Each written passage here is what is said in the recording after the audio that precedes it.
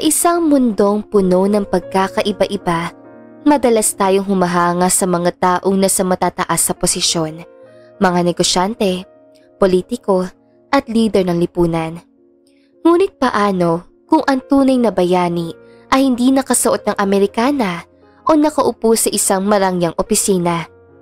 Paano kung siya ay simpleng manggagawa lamang, may hawak na walis at map, ngunit may pusong handang mag-alin sakripisyo at tapang para sa iba? Ito ang kwento ni Leo, isang janitor na minsan nang hinuskahan dahil sa kanyang trabaho, ngunit sa isang iglap ay naging simbolo ng kabayanihan. Sa gitna ng panguhusga at hamon ng buhay, paano niya napatunayan na hindi nasusukat sa kasuotan o titulo ang tunay na halaga ng isang tao? Handa ka na bang kilalanin ang bayani sa likod ng walis? Kuya, aalis ka na po ba? Tanong ni Sean, ang pang-apat sa bunso niyang kapatid. Kuya, hindi na ba tayo maglalaro? Segunda naman ni Shane, ang sunod sa bunso.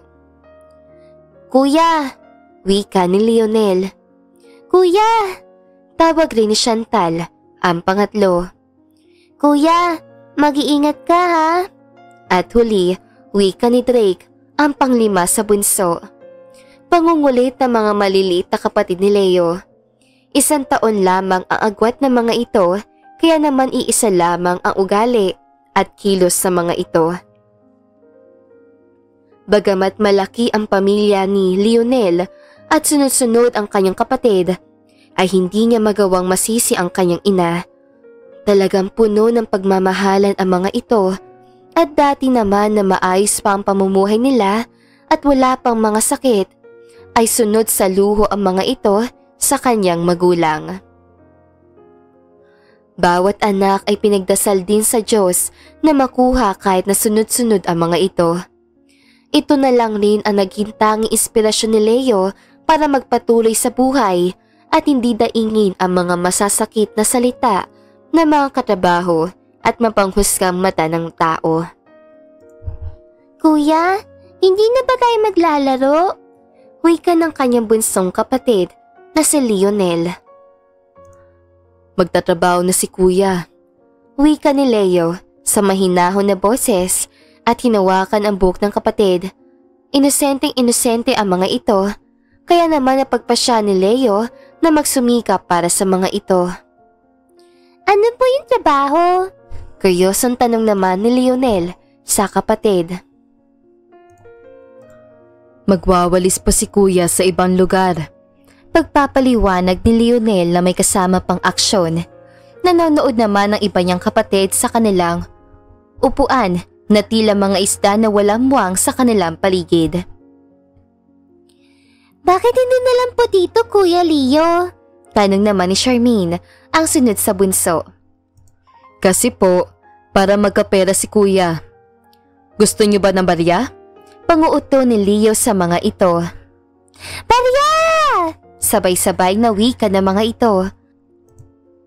Ang kanina namang mahigpit na hawak ng kanyang mga kapatid para pigilan siya maglinis sa ibang lugar ay lumuwag. Kahinaan kasi ng mga ito ang sariling barya, lalo na si Lionel. Maya-maya lamang ay dumating na ang kanyang ina galing sa palengke. Nagsa-sideline kasi ito sa pagmamanicure. Ngunit dahil nga sa hindi na ito gaanong uso, kaya naman ay madalang na lang na mga nagpapalinis ng kuko dito. O siya, tigilan niyo na ang inyong kuya, wika ng kanyang ina, habang nilalapag ang pinamiling gulay galing sa kanyang sideline. Mama! Masayang wika ng mga bata, sabay takbo sa kanilang ina. Sige na, Leo, mauna ka na. Mag-iingat ka ha? Paalala nito. Ingat, Kuya Leo! Sabay-sabay na wika ng kanyang mga bulinggit na kapatid. Bagamat wala ng ama, ay natutunan ni ng mga ito ang maging masaya. Lalo na at puno ng pagmamahal ang bahay nila kasama ang kanyang mga maliliit at madadaldal na kapatid. Pagdating sa kumpanya na kanyang pinagtatrabahuhan ay galit na galit ang head nito kakahanap sa kanya. Nalate kasi si Leo, bukod sa kakulitan ng kanyang mga kapatid, ay traffic din papunta sa kumpanya. Araw-araw na lang ba, Leo? Late ka na naman. Malapit ka na matanggal sa trabaho. Maraming naghahanap ng trabaho at mapalad ka makapasok dito. Sermon ng kanilang head. Pasensya na po. Medyo traffic lang po. Wika ni Leo habang nakayuko. Alam mo naman palang traffic. E di sana inagahan mo para kahit traffic, hindi ka na malate sa trabaho. Sagot naman ito. Kaya kayo na sa ganyang posisyon eh. Kasi tamad kayo. Wika nito sabay alis. Pasensya na po talaga. Pahabol naman ni Leo. Maya-maya pa ay dumating na ang nag-iisang kasamahan na kasundo niya. Oh, napagalitan ka na naman? Okay lang yan. Huwag ka matakot dun. 1 taon ka na niyang pinagsasabihin ng ganyan. Pero di ka pa rin tinatanggal dahil sa sipag mo. Wika ng kanyang kaibigan na si Edsel. Umangat naman ang tingin si Leo. Sabay ngisi ng malaki. Sinong takot? Wika nito, sabay tawa na malakas. Malakas ang loob ni Leo dahil alam niyang ginagawa niya na mabuti ang kanyang trabaho kahit na late siya. Binabawi niya naman ito sa pag-overtime nang walang bayad. Iho, pwede bang makikipunas nun? Tanong ng isang matanda kay Leo. Batid ni Leo na ang ice cream na natapon ay galing sa apo nito na ngayon ay umiiyak. Agad naman tumango si Leo bitbit ang map na pamunas at iba pang mga gamit. Nagugutom siguro ang lupa, kaya hiningi niyang ice cream mo. Wika ni Leo habang nakangiti sa bata na umiiyak. Sa palagay ni Leo ay nasa 4 na taong gulang ni ito. Po? Tanong nito at tumigil na sa pag-iyak. Nagtataka itong tumingin kay Joel at naghihintay ng kasagutan nito. Yung sahig, nagugutom na yata, kaya hiningi ang ice cream mo. Muling wika ni Leo habang patuloy na napupunas. Nagugutom po ba ang sahig? Nagtatakang wika ng bata. Oo, lalo na kung matagal na itong hindi kumakain. Tulad ng tao, nagugutom din ito. Sambit naman ni Leo. Pinapaniwala ang bata sa isang bagay na imposibleng mangyari sa realidad. Mahilig sa bata si Leo. Marami rin kasi siyang nakababatang kapatid na sunod-sunod ang edad. Kaya naman alam niya kung paano amuhin ang mga ito. Siya na lang rin kasi ang tumataguyod sa kanilang pamilya. Bagamat hindi siya ang panganay, siya ang tumutulong sa kanyang ina dahil nag-asawa na ang panganay nila. Paano po ba kumain ng sahig? Hindi pa rin makapaniwalang sambit nito habang iniikot ang paningin sa kalakihan ng sahig ng establishmento. Ganyan. May malalaglag na pagkain, tapos kakainin na nila yan. Wika pa ni Leo na may kasamang aksyon para mapaniwala ang mga bata. Nagsisinungaling po ata kayo eh. Natatawang wika ng bata kanina lamang ay umiiyak habang pinupunasan pa ang mga mata nito. Hindi totoo yon. Kapag ang sahig hindi na pakain, hindi na ice cream lang ang hihingi nito. Pati tao, kakainin na nito. Wika pa ni Leo sa panakot na boses. Nalaki naman ang mata ng bata sabay yakap sa kanyang lola. Lola, totoo po ba yun? Paninigurado pa nito. Oo apo, kaya hawakan mo na mabuti ang pagkain mo para hindi kinukuha ng sahig. Bahala ka. Mauubos pambili natin. Yung sahig busog. Ikaw, iiyak sa sakit ng tiyan. Wika ng matanda na naging dahilan naman ng paglunok ng bata.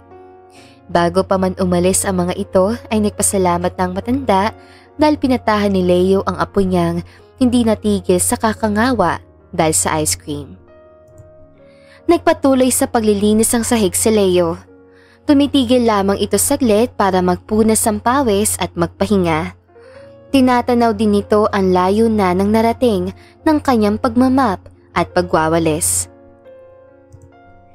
Sa isang tahimik na tanggapan sa gitna ng Manila, si Leo, isang 25 years old na janitor, ay tahimik na nagtatrabaho. Bagamat siya'y masipag at maalaga sa kanyang tungkulin, madalas siyang tuksuhin ng ilan sa mga empleyado. Lalo na at simple lang ang kanyang kasuotan at lagi may bitbit na map, walis at balde. Ngunit sa kabila ng lahat, nanatili siyang magalang at matyaga. Isang araw, habang naglilinis siya ng sahig sa ikalawang palapag na gusali, biglang dumating si Mr. Santiago, ang CEO ng kumpanya. Sa kasamaang palad, may natapong tubig sa hallway at hindi agad ito napansin ni Mr. Santiago. Ano ba naman to? Bakit basa ang sahig? Gusto mo bang madulas ako? Magtrabaho ka naman na maayos. Sigaw ni Mr. Santiago na halatang galit. Tinignan nito si Leo mula ulo hanggang paa, sabay ismid. Napayuko si Leo at humingi ng paumanhin. Pasensya na po, sir. Aayusin ko na po agad. Ngunit sa likod ng galit ni Mr. Santiago, hindi nagpaapekto si Leo. Inisip niya na ang mahalagang magampanan niya na mabuti ang kanyang trabaho. Hindi niya alam na magbabago ang lahat sa loob lamang ng isang araw. Isang hapon, habang nasa kalagitnaan ng trabaho si Leo, napansin niyang may batang umiiyak sa may labi ng gusali. Kilala niya ang bata. Si Mia, ang nag-iisang anak na babae ni Mr. Santiago. Marahil ay nasa 7 o 8 taong gulang lamang ito. Mia? Bakit ko umiiyak? Nasaan ang yaya mo? Tanong ni Leo habang dahan-dahang lumapit. Kuya Leo, nawawala si Ate Mila. Sinabi niya na maghihintay lang siya sa labas, pero hindi na siya bumalik. Takot na po ako. Sagot ni Mia habang humahagulhol.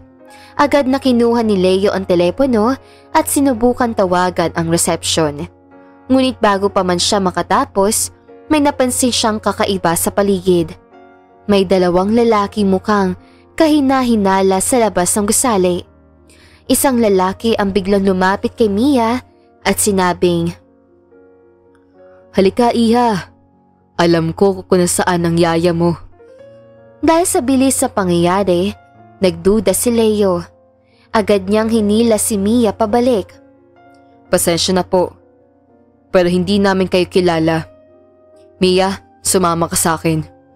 Ngunit bago pa makalayo sina Leo at Mia, sinubukan ng mga lalaki na agawin ang bata. Sa kabutihang palad, mabilis ang kilo si Leo.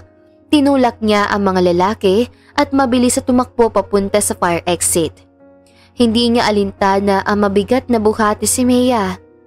Basta ay mailayo lang ito sa panganib. Habang nasa hagdan, naririnig niya ang yabag ng mga lalaki sumusunod sa kanila. Kuya Leo, natatakot po ako, sabi ni Mia habang mahigpit na kumakapit sa kanya. Huwag kang mag-alala, Mia. Ililigtas kita. Walang makakapanakit sa'yo habang kasama mo ko. Sagot ni Leo na puno ng determinasyon. Sa kabila ng habulan, naisip ni Leo na pumunta sa security room ng gusali. Doon niya alam na may mga CCTV at maaari silang humingi ng tulong. Nang makarating sila, agad niyang sinabi sa mga gwardya ang nangyari. Tumawag agad ang mga ito ng pulis habang si Leo ay patuloy na nagbabantay kay Mia. Ilang sandali pa, dumating ang mga pulis at inaresto ang 2 lalaking sumusubok dumukot kay Mia. Laking pasasalamat ni Leo na ligtas ang bata. Kinagabihan, nalaman ni Mr. Santiago ang buong pangyayari. Hindi siya makapaniwala na ang janitor na minsan niyang sinigawan ay siyang nagligtas sa kanyang anak. Agad siya nagpunta sa opisina upang makausap si Leo. Leo, maraming salamat sa ginawa mo para kay Mia. Kung hindi dahil sa iyo, hindi ko alam kung ano ang mangyayari sa anak ko. Sabi ni Mr. Santiago na halatang emosyonal. Wala po yun, sir. Ginawa ko lang po ang tama. Sagot ni Leo na nakangiti ngunit halatang nahihiya. Ngunit hindi doon nagtapos ang lahat. Kinabukasan, ipinatawag ni Mr. Santiago ang lahat ng empleyado sa isang espesyal na pagpupulong. Magandang umaga sa inyong lahat. Nais kong ipakilala sa inyo ang isang tao na karapat-dapat natin bigyan ng pagkilala at respeto. Si Leo, ang ating janitor, ay nagpakita ng tunay na kabayanihan kahapon na iligtas niya ang aking anak mula sa mga masasamang loob. Siya ang nagpapaalala sa atin na ang kabutihan at katapangan ay hindi nakikita sa posisyon o kasuotan. Anunsyo ni Mr. Santiago. Nagpalakpakan ang lahat at unti-unting nagbago ang tingin nila kay Leo. Mula sa pagiging simpleng janitor, siya ay naging simbolo ng katapangan at kabutihan sa kumpanya. Bilang pagkilala, binigyan ni Mr. Santiago si Leo ng scholarship upang makapag-aral muli. Nangako rin siya na tutulungan si Leo sa kanyang mga pangarap. Sa paglipas ng panahon, naging assistant supervisor si Leo at kalauna ay naging opisyal na empleyado sa kumpanya. Hindi lang respeto ang natamo niya, kundi pati pagmamahal at suporta mula sa kanyang mga kasamahan. Sa bawat hakbang ng kanyang pag-unlad, hindi niya nakalimutan ang mga aral ng kababaang loob at serbisyo. Si Leo, ang dating janitor, ay naging inspirasyon, hindi lang sa kanilang kumpanya, kundi pati na rin sa maraming tao na nakarinig ng kanyang kwento. Minsan sa isang seminar, ibinahagi ni Leo ang kanyang kwento. Hindi mo kailangan maging makapangyarihan o sikat para gumawa ng tama. Ang mahalaga ay ang pagkilos ng may malasakit at tapang. Kahit ano pa ang inyong posisyon sa buhay, kaya mong maging bayani sa mata ng iba. At sa bawat salitang kanyang binibitawan, alam niyang naiiba na ang kanyang kwento. Isang kwento ng pag-asa, tapang at pagbabago na magbibigay inspirasyon sa kahit sino mang nakakarinig nito. At dito na nga po nagtatapos ang magandang istoryang ito. Maraming salamat mga kakwentuhan! Huwag niyong kalimutan mag-like at subscribe at pindutin na rin ang notification bell para lagi kayong updated sa ating kwentuhan. Hanggang sa muli, paalam!